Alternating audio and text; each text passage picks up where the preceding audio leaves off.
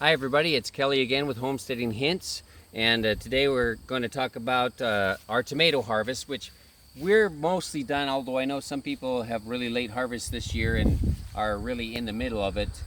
We were able to harvest about 40 gallons this year that we've used. We have had quite a few on and off for BLTs and things like that, and any other stuff we wanted to eat during the course of the season. But we made a lot of pasta sauce, a lot of tomato soup. We've frozen some, cut it up into pieces, and we'll do different things with that later on this winter when it cools down. You can do all sorts of different things with them, but if you put them in the freezer, we can use them later on for sauces and soup, and in certain different just any different recipe, really, casseroles, things like that. But we have one last. Here's Guinness again. He was in the last video. He's going to be in this one, I'm sure, for a while too. He likes the tomatoes as well, but we are just doing a minimal harvest here for supper tonight. But as you can see, we still have quite a few different tomatoes. These are some, actually, this is Ukrainian heart. We've got a few here that we can use in BLTs. There's some small ones, some cherry type tomatoes, things like that. We also have a bunch of green ones.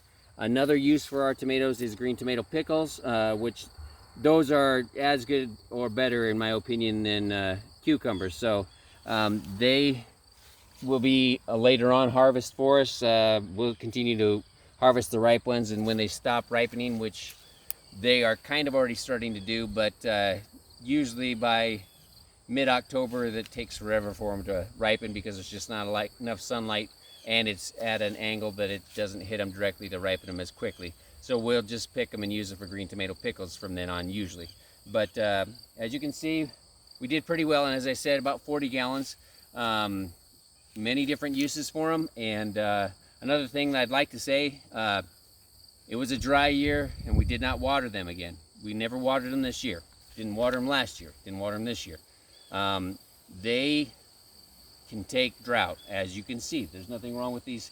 They are starting to get a little bit old, so they're getting a little bit more saggy and you know, just having their issues where the leaves are browning out on the inside. But that's just due to the fact that they're about done for the season. We got a lot of tomatoes from them. Just keep that in mind. The number of issues that you have as far as diseases and virus and things like that increases with water with tomatoes. So if you can keep them to where they become hardy without much water, and everybody's soil is different, so you're going to have to watch that as you go. I'm not saying that nobody should water them, because some would obviously die in certain soils, but with the soil we have and the way we amend it, and then the mulch that we use, which is either a straw or grass clippings or both, it has kept them alive without any water for us for as many years as we've been harvesting. We never watered them.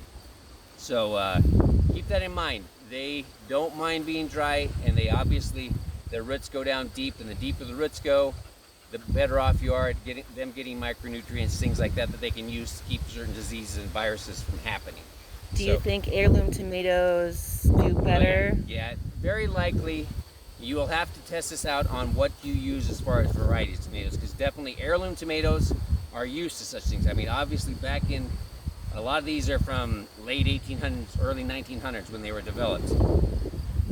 There was no way those people were watering those every day, even weekly. They had other things they needed to do, and they just didn't have to spend, or didn't want to spend the time doing that when they had other things that they needed to do. I mean, we can go out and just randomly mess around in the garden, and it's enjoyable to us, but them, it was, what can we put in that gives us food and gives us a lot of it with as little effort as possible, as far as you know, not having to haul buckets of water, not having to utilize that sort of thing, because they didn't have irrigation systems back then, and they didn't have all that kind of stuff, so you were going to have to put forth a lot of effort to keep them watered. So Well, and if they had a drought like what we had, they have to have water for themselves before and anything the else plants. that needs it, their livestock, all that kind of stuff.